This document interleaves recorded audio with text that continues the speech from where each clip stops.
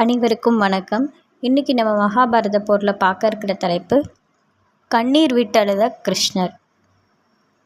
கிருஷ்ண பகவானே கண்ணீர் விட்டு அழுதாராம். ஏன்னு பார்க்கலாமா?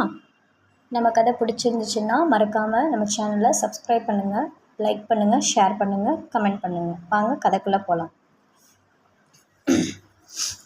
மகாபாரத போரில் அர்ஜுனனோட மகன் அபிமன்யு இறந்ததை எண்ணி அர்ஜுனன் ரொம்ப கண்ணீர் வடிச்சுக்கிட்டு இனி நான் ஏன் உயிர் வாழணும் அப்படின்னு அழுதுட்டு இருந்தான். ஏன்னா சோகத்திலேயே பெரிய சோகம் புத்திர சோகம்தான். அந்த புத்திர சோகத்தை விதியானது அர்ஜுனனுக்கு கொடுத்துருச்சு. அப்போ அவன் தலையில் ஏதோ ஒரு நீர்த்துளி விழுறுது. மேலே நோக்கி பார்த்தான். கீதையை உபதேசித்த கிருஷ்ணர் அங்கே அழுதுட்டு இருக்காரு. அப்போ அர்ஜுனன் கிருஷ்ணரை பார்த்து, நான் தான் சாதாரண மனுஷன், மரணம், இன்பம், துன்பம் போன்ற உலக நிலைகள்லேருந்து விடுபடாதவன். எனது மகனை இழந்ததால் அழுகிறேன். ஆனால் நீங்கள் தெய்வமாயிற்றே, இதையெல்லாம் கடந்தவர் இல்லை, நீங்கள் ஏன் அழுறீங்கன்னு கிருஷ்ணனை பார்த்து அர்ஜுனன் கேட்குறான்.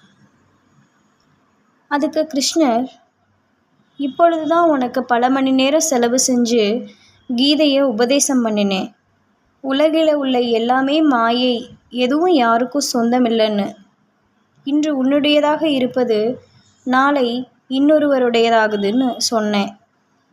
எனவே எதற்காகவும் எந்த ஒரு இழப்புக்காகவும் நாம் கண்ணீர் சிந்த வேண்டிய அவசியமில்லை அப்படின்னு மிக சிரமப்பட்டு உனக்கு போதித்தேன். இவ்வளோ சீக்கிரத்தில் அது பயனற்று போய்விட்டதே. அனைத்தையும் நேரடியாக கேட்ட நீயே அதை உடனே மறந்துட்டு உன் மகனுக்காக இவ்வளவு கண்ணீர் வடிக்கிறாயே. இந்த மனித குலத்தை எப்படி திருத்த என்பதை எண்ணித்தான் நான் அழுறேன்னு சொன்னாராம். மக்களே, இந்த உலகம் அப்படின்றது மாயை. நம் உறவுகள், உற்றார்கள், சொந்த பந்தங்கள், நண்பர்கள், நம்மளோட சுகபோகங்கள், துன்பங்கள், துயரங்கள், இன்பங்கள் எல்லாமே ஒரு மாயை. இது எல்லாமே ஒரு மாயை. இதிலிருந்து விடுபட்டால் மட்டும்தான் நம்மளால் இறைவனோட திருப்பாதங்களை அடைய முடியும். இறைவன் ஒருத்தனே இந்த மாயைக்கெல்லாம் அப்பாற்பட்டவன். அதனால் எல்லாரும் எது நடந்ததாலும் அதை ஏற்கனவே எழுதப்பட்டது நடந்துருச்சு அப்படின்னு எண்ணி ஏற்றுக்கிடணும்.